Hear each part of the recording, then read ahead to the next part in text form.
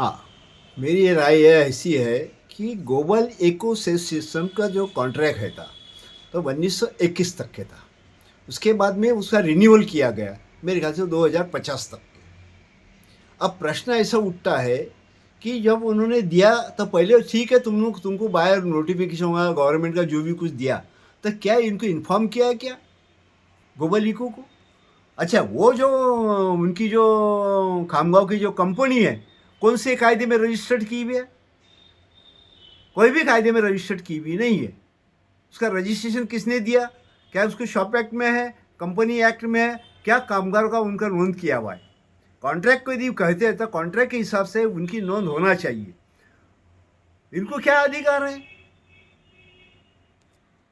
जो अधिकार है प्रौद्योगिकी विभाग का, उसको बाय के हिसाब से बायोमेडिकल वेस्ट का डिस्पोजल करने का तरीका है, उसके नियम और नियमावली है।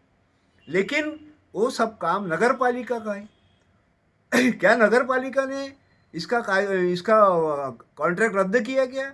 नहीं किया।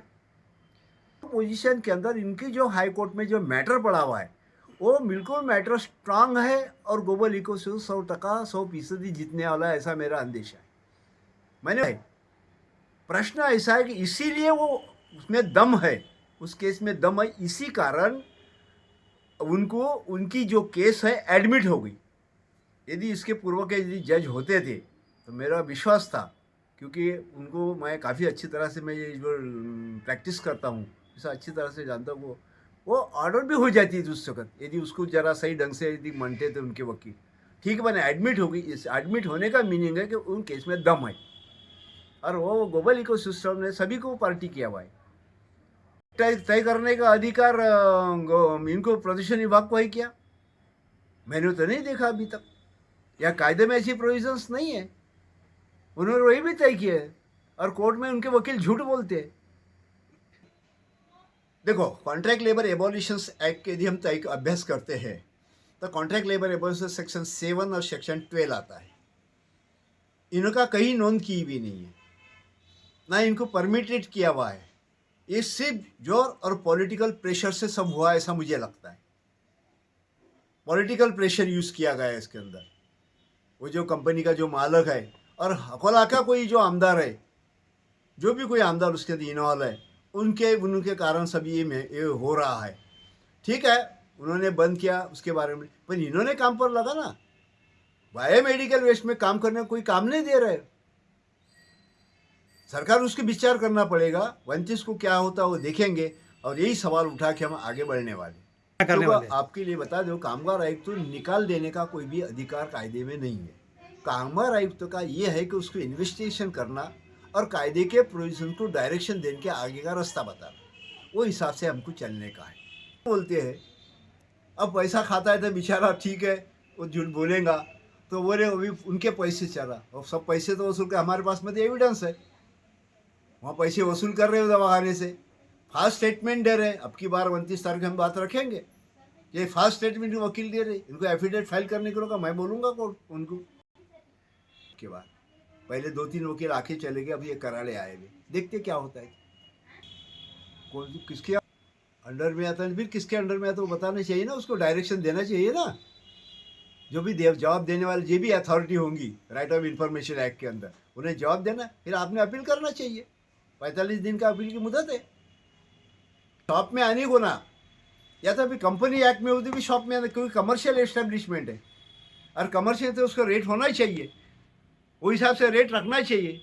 और वो कंपनी खामगा होता है, पेमेंट ऑफ वेजेस एक्ट है, पेमेंट ऑफ ग्रेजुटी है, ईपीएफ एक्ट है। ईपीएफ एक्ट 21 से 90 का जो नोटिफिकेशन है, वो नोटिफिकेशन एक दिन भी काम करता है वर्कर तो उसका पीएफ कटना चाहिए, एक दिन। कच्चा उसका होता है, 50-60 वर्कर तो वैसे भी काम कर रहे होंगे, ईपीएफ तो 20 पर ही लगता है। रजिस्टर मेंटेन नहीं किया होगा उसको, तो उसके ऊपर प्रोसिक्यूशन होना चाहिए।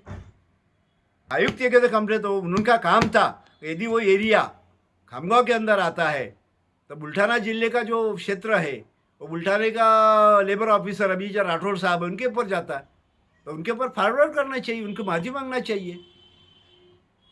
क्या? हाँ, तो ये जिन्होंने इन्होंने पत्र दिया, तो यही पत्र उसको आपको चीफ प्रोविडेंट कमिश्नर, अपने chief labour inspector labour officer अभी कुर्ला के अंदर हमारा लेबर भाई महाराष्ट्र का लेबर डिपार्टमेंट का जो है कुर्ला के अंदर है, उनको एक लीटर लिए एक कॉपी मंत्रालय में भेज दिए लेबर मिनिस्टर की इधर। देखिए क्या तमाशा आता है, बंदी नहीं किए वे, सिर्फ इसको परमिशन लेके इन्वेस्टर और देने वाला बहुत करके और राठौड़ साहब होंगे कि वह तो तुम्हारे जोशी साहब होंगे, ऐसा मुझे लगता है। कर ही नहीं सकते, यदि होगा तो हमारे पास सटे हम हाईकोर्ट में जाते, वो आदमी ने हमारे साथ में हाईकोर्ट में चलना चाहिए, हम बताते फिर कैसे होते तो इंस्पेक्टर ऐसे जवाब देते थे। यूनियन का राइट है और हमें को संविधान में जो अधिकार दिए हुए शांततामय मार्ग से और संवैधानिक मार्ग से लड़ना चाहिए, वो तो लड़ेंगे। और समय जो है, जो हमारे को जो भी लॉ के हिसाब से हमको मिलता है वो भी लड़ेंगे, हाईकोर्ट में पिटिशन भी दाखिल करेंगे। सभी डिपार्टमेंट हमको भटकेंगे, उसके अंदर मैं किसी को नहीं छोड़ने वाला हूँ। ESI भी पकड़ूंगा, PF भी पकड़ूंगा और सभी करूँगा। अभी 29 तारीख की रात है, 29 तारीख के बाद मेरे बॉम्ब स्फोट शुरू हो जाने वाले। बॉम्ब स्फोट यानी कानून के बल, नहीं तो बॉम्ब स्फोट कर मेरे को टेररिज्म करेगी। अच्छा सर, अब ये बताओ, अभी आप जैसा कोर्ट के बारे में आपको अधिकतर माहिती है, हाँ एक तरह से सुप्रीम कोर्ट बोलो, हाई कोर्ट बोलो, हाँ आपको इस विषय में जानकारी पूरी है। हाँ अब खामगांव और अमरावती, हाँ ये दोनों का केस हाई कोर्ट नागपुर में चालू है। हाँ। तो ये दोनों के जजमेंट से आपको क्या लगता है, खामगांव वाले जीतने वाले हैं या फिर अमरावती वाले जीतने वाले हैं? खामगांव वाले को 0 चांस है और इसको 101% चांस है, क्योंकि मैंने केस को पढ़ा है। उसके अंदर क्या होता है वो अलग बात है, वहाँ बैठने वाली अथॉरिटी है जो जज साहब है, वो कॉन्स्टिट्यूशनल क्या सोचते देखते, इसके ऊपर तो मैं भाष्य नहीं करूँगा, लेकिन उनको चांस है क्योंकि मैंने वो पढ़ा है। टोटली ब्रीच ऑफ लॉ हुआ है, एक पॉलिटिकल्स पावर के आधार पर उसके अंदर जो कुछ ब्रीच हो गया है, हो ही नहीं सकता ऐसा। पहले इसको निकालो। अरे भाई एक मामूली बात बताओ पत्रकार साहब, यदि तुम्हारे औरत की तुमको बाहर निकालना है तो फारकत ही देना पड़ता है कि नहीं, या नहीं लिए तो कोर्ट में से लेते हो ना, वो लीगल प्रोसीजर फॉलो करना है ना। अच्छा इतनी बड़ी कंपनी, इतने बड़ा जो भी उसका ये था, उसके तो हमारे जो वर्कर है, मेरे संगठन के सदस्य है 11, उसका विचार करना ही पड़ेगा। समझ लो नागपुर हाई कोर्ट के अंदर हाँ खामगांव वाले तरफ से निकाल लग गया, हाँ। तो इसमें आपका राय क्या है? खामगांव वाले निकाल लगने के बाद, निकाल पड़ने के बाद जो भी रास्ते मिलेंगे वो हिसाब से संगठन लड़ेगा। बिल्कुल, पहले जब तक वो मैं जजमेंट नहीं पढ़ूंगा, लैकुना क्या आ गया उस पर मैं देखूंगा। मेरे पास में पैसा नहीं, मेरा संगठन कमजोर भी होगा, लीगल सर्विस अथॉरिटी एक्ट 1987 मेरे पास में है, मैं उसके माध्यम से लड़ूंगा। अभी के जज साहब ने जो कुछ बताया है वो तो सादे पत्र भी डालो तो हमारी कार्रवाई करेंगे, ऐसे भी जज साहब ने बताया, हमको तो आनंद हो रहा, लड़ूंगा।